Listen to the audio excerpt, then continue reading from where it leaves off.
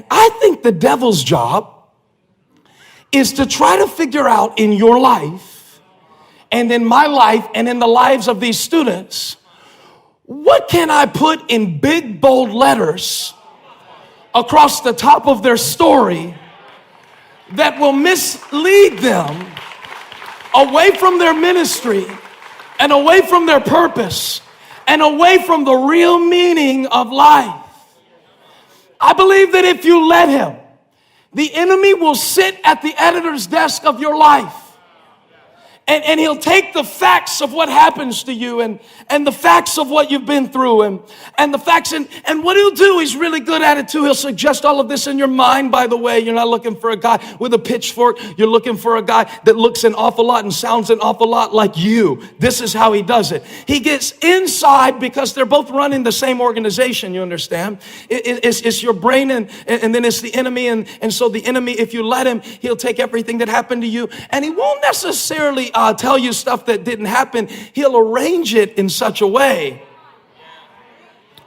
to get you to click through. And he'll hit you with such a thought that seems so conclusive. He'll hit you with such a thought that is so gripping. See, that's what he's trying to do. That's what they're trying to do on the bottom of CNN, the bottom of Fox News, and the top of whatever paper that you want to read above the fold. What is the thing we can say at the top that will keep them from reading on to find out the real story? That will cause them to click through. What can I tell them? Maybe I can tell them that because they were abused, they're worthless. Maybe I can tell them that because they struggle in this one subject, that they're learning disabled. Yeah, that's what I'll tell them.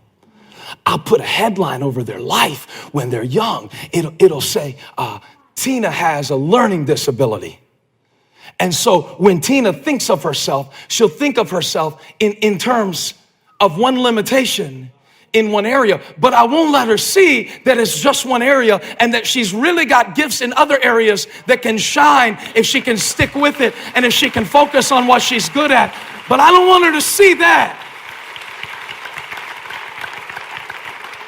I want her to read the rest of my story instead of knowing the real story. Maybe if I convince, what's your name? Zion. If I convince Zion, that's too biblical of a name. What's your name? Huh? Micah. My God, what we got up here? The disciples? Freaking all the prophets. Where's Jeremiah? Who has a normal name? Lauren. Maybe if I convince Lauren that nobody loves her, there will in fact be a lot of people in her life who love her. But if I can put her loneliness as the headline over her life, I can get her to do things to try to experience the semblance of love that will keep her from ever really understanding the substance of it.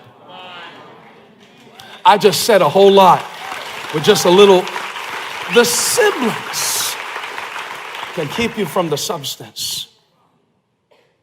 Maybe I can convince them that they're an addict, and then maybe they'll think they have no control. And then maybe they'll think that they're not accountable for their actions because it's just who they are, because it's who their dad was. Maybe then I can convince him that he'll never be a good dad because he never had a good dad. Maybe I can take the fact that his dad walked out when he was 7, and if I print that big enough and say it often enough and drop it off at his doorstep every day as a reminder, maybe then but the devil is a liar. See, here's what I found out.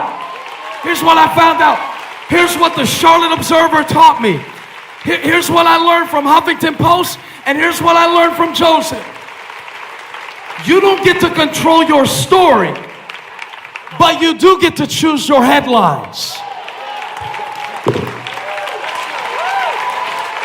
You don't get to select the script of your story. Ask Joseph. He wouldn't have chosen to be thrown into a pit by his brothers when he was 17 years old. He wouldn't have chosen to be falsely accused of rape and thrown into a prison as a reward for his excellent strategic management of Potiphar's house. Yet all of these things happened, and all of these things were traumatic, but they were not defining. Just because it happened doesn't mean it has to make the headlines. The one who writes the story is not the one who chooses the headlines. And you know, life is going to put some stuff in your story that you wish you could change, and some stuff in your story that you didn't choose.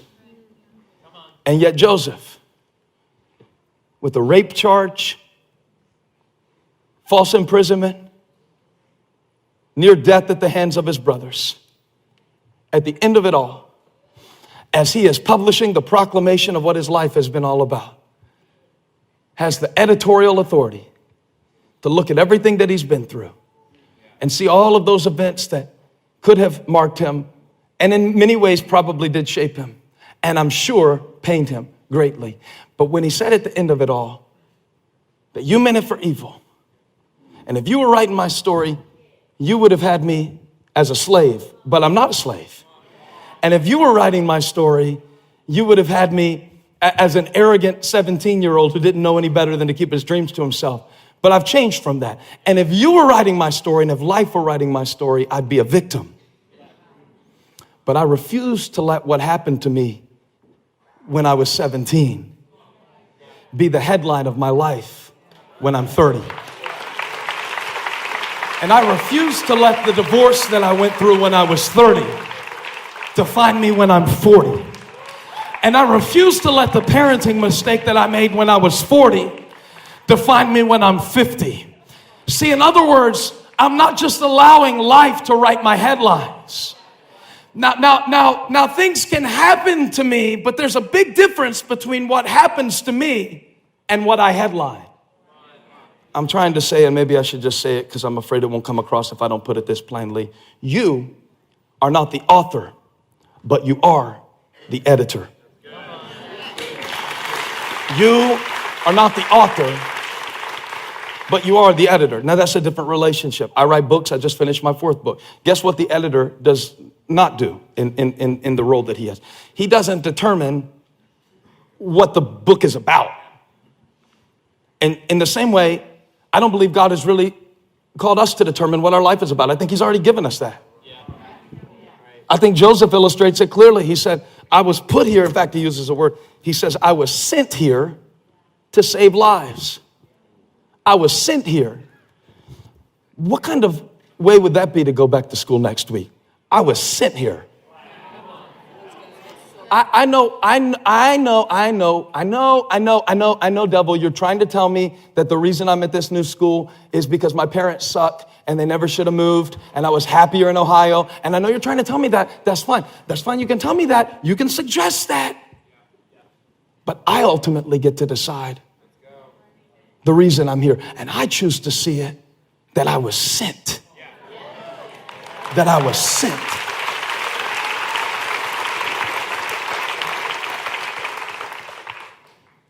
You need a dream to drive your decisions.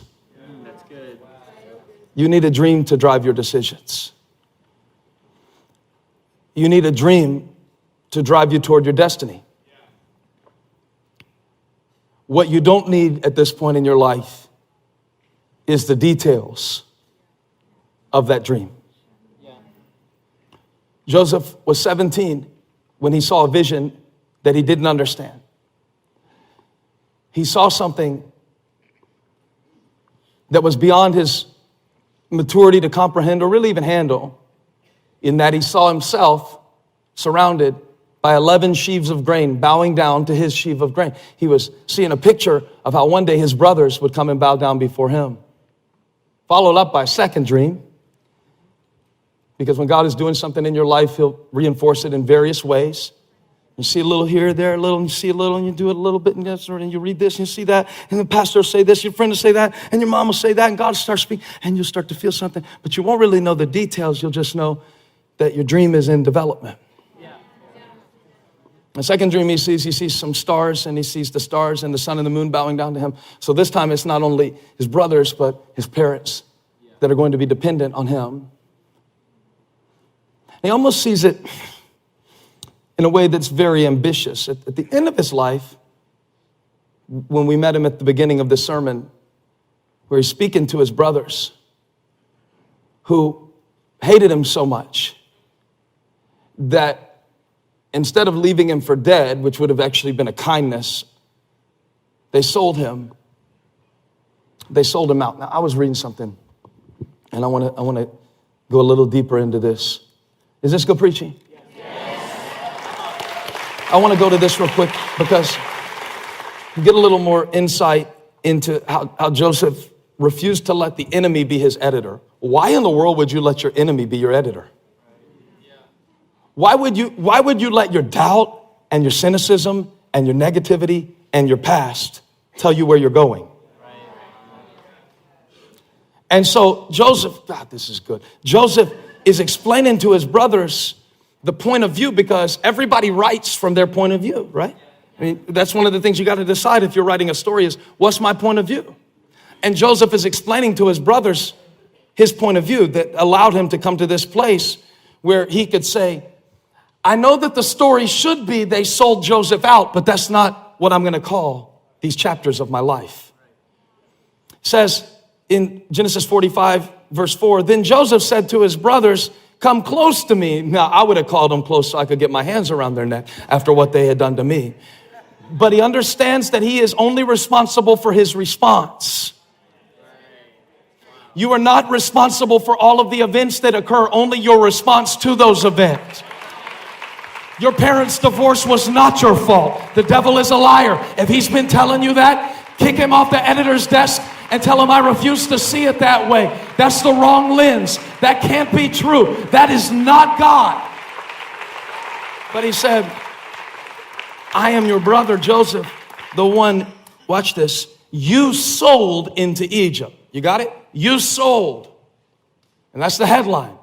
Joseph's brothers sell him as a slave. Cruel brothers sell cocky kid with the colorful coat, I don't know, as a slave into Egypt. That's the headline. That's the clickbait.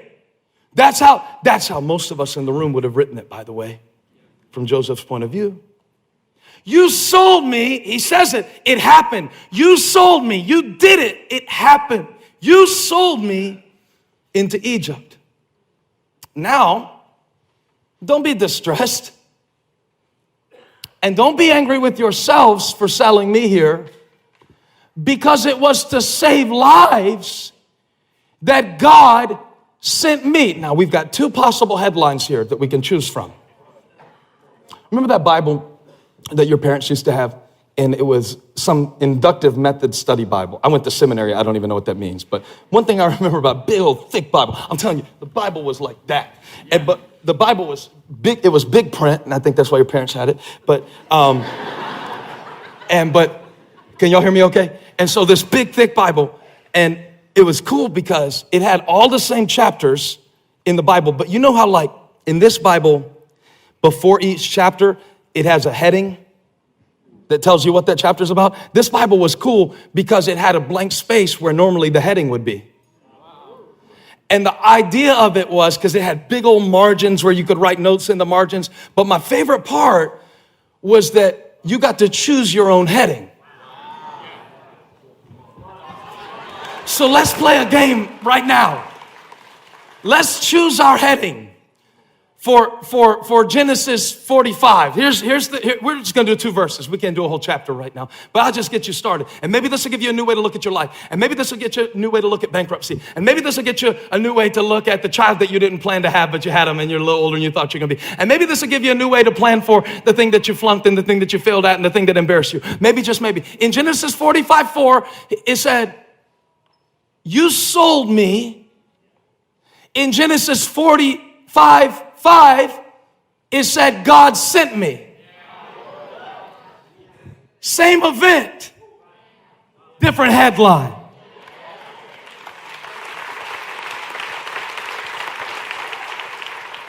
And the headline you choose about an event determines whether you stay stuck in what happened or if you move forward to where you're headed.